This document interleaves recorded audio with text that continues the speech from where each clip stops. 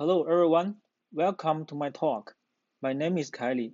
I'm a PhD student from Syracuse University in the state of New York. Today it's my pleasure to talk about our paper as strong as its weakest link, how to break blockchain DApps at RPC service. This is a joint work collaborated with my advisor Professor Yuzhe Tang and my lab mates Jiaqi Chen, Xianhong Liu, and our external collaborators Professor Xiaofeng Wang from Indiana University and Professor Sharp Luo from Hong Kong Polytechnic University. In today's talk, let me first introduce the threat model of our work, then talk about the vulnerability we identified in blockchain RPC services API that leads to denial of service attack. Then I'd like to discuss whether the real-world RPC services are vulnerable to this attack, and finally talk about the evaluation results of our attack strategies. We also propose some mitigations. The figure shows a typical DApp ecosystem. The DApp clients are connected with one RPC services, and then the service is connected to many blockchain nodes. The RPC service can relay the transactions sent from the DApp clients to the blockchain network. It also can solve queries from the DApp clients for the blockchain state. Therefore, this highly centralized RPC service in the middle can be a single point of failure. We consider a threat model that there is a malicious DApp client who can send crafted a request to the RPC service and cause the service slowdown or outage. And we name this attack denial of Ethereum RPC service or DApps.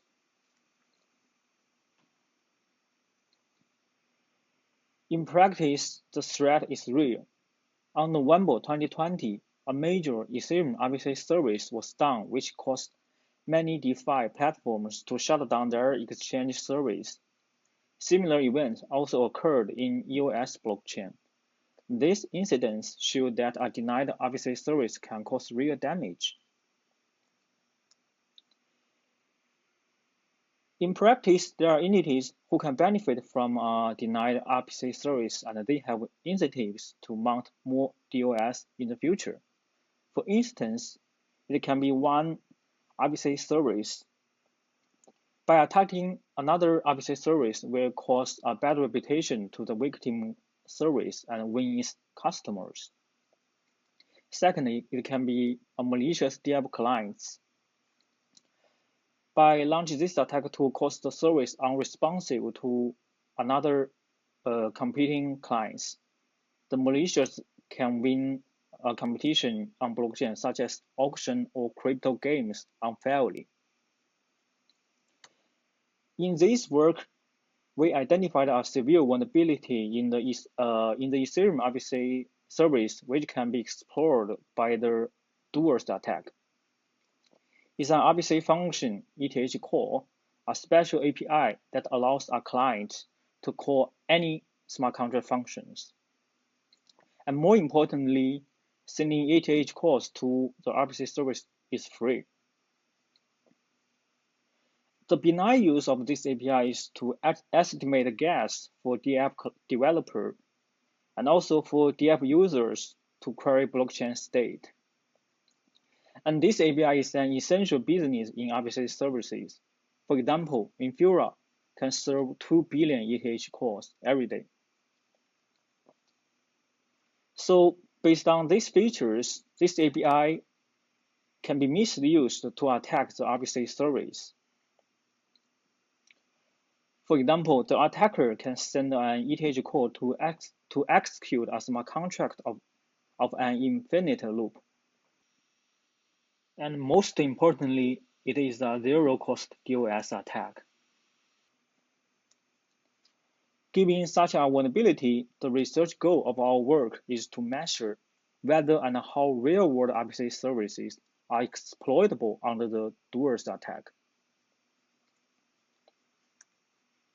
In practice, real-world RPC service may have adopted some protections. For example, They may configure guess limit to limit the amount of computation a single ETH core can use, and set a timeout to limit the execution time of a single ETH core.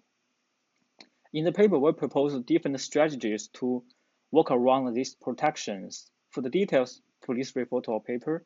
And next, I will mainly focus on the last protection, load balancer, and our attack strategies against the load balancer. An RPC service can run multiple backend nodes in the service and run a load balancer in the front end. And the load balancer distributes the user's request to different backend nodes. And to some extent, a load balancer is a protection against a DOS attack, as the attacker has to bring down all nodes in order to attack a specific node.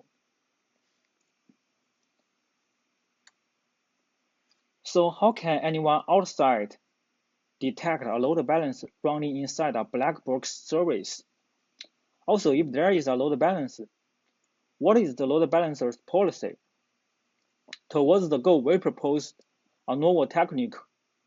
We explore the open transactions to detect a load balance.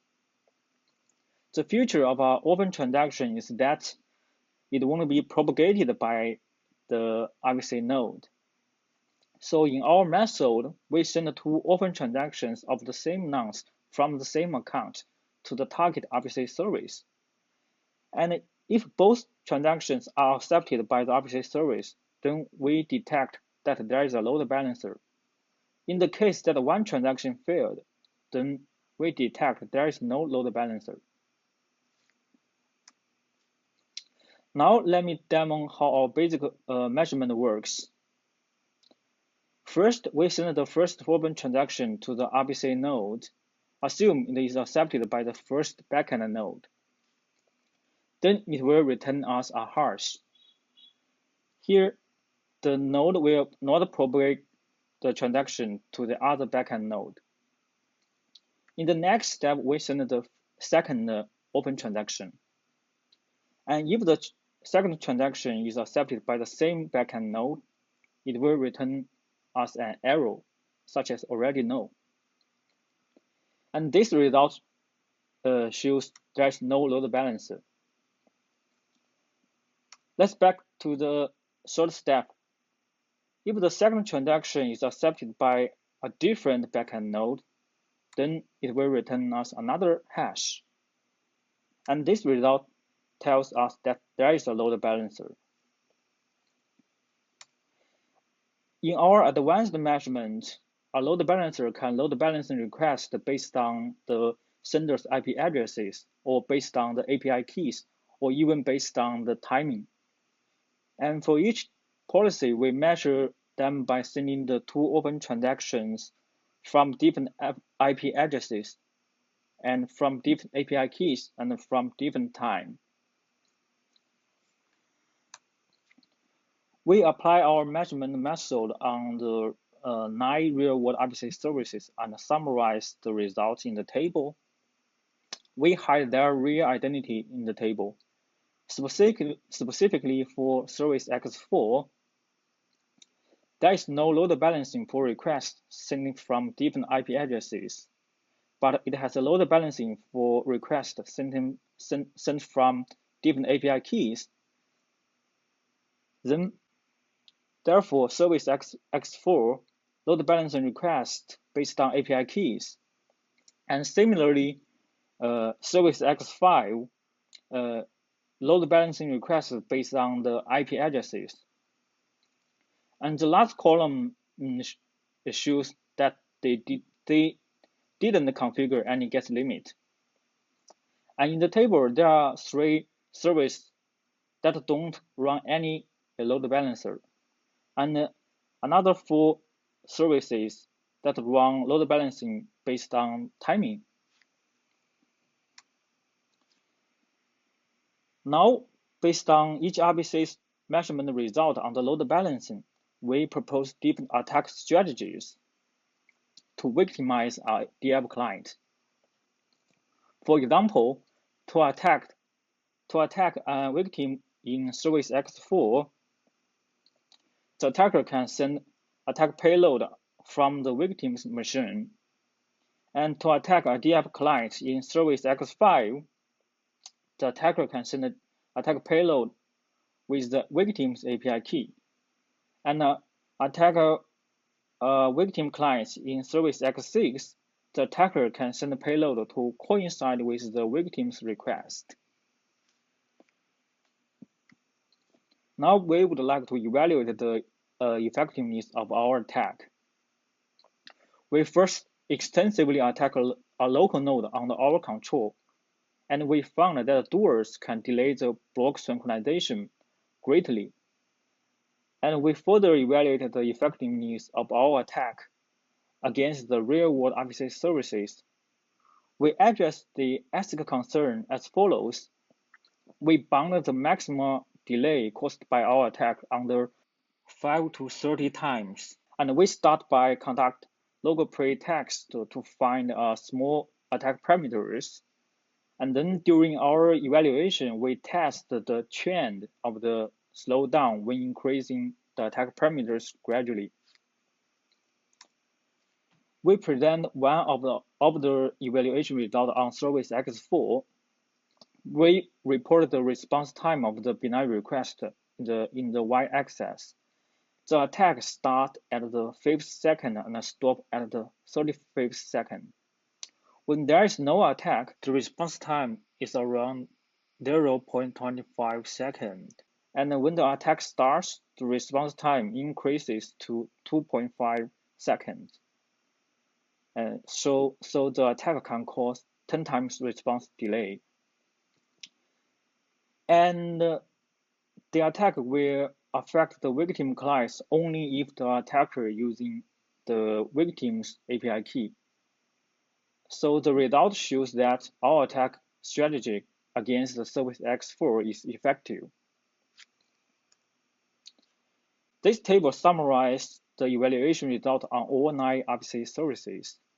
The second column shows the attack parameters used in the evaluation. For example, in Service X1, we send the ETH core to execute CPU-intensive operations like a hash computation for 20 million times at the rate of 10 requests per second. And this attack parameter can cause 16 times slowdown. And the last column shows the consumed gas of each request.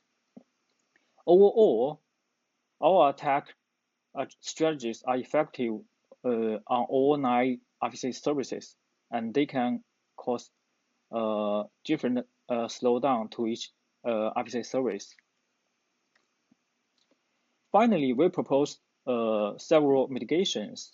For the load balancing, we recommend the RPC service to make the load balancing policies unpredictable yet consistency preserving. For example, they should relay independent requests such as ETH core randomly. For other requests that have dependency such as send transactions, get transactions, they should relay them deterministically.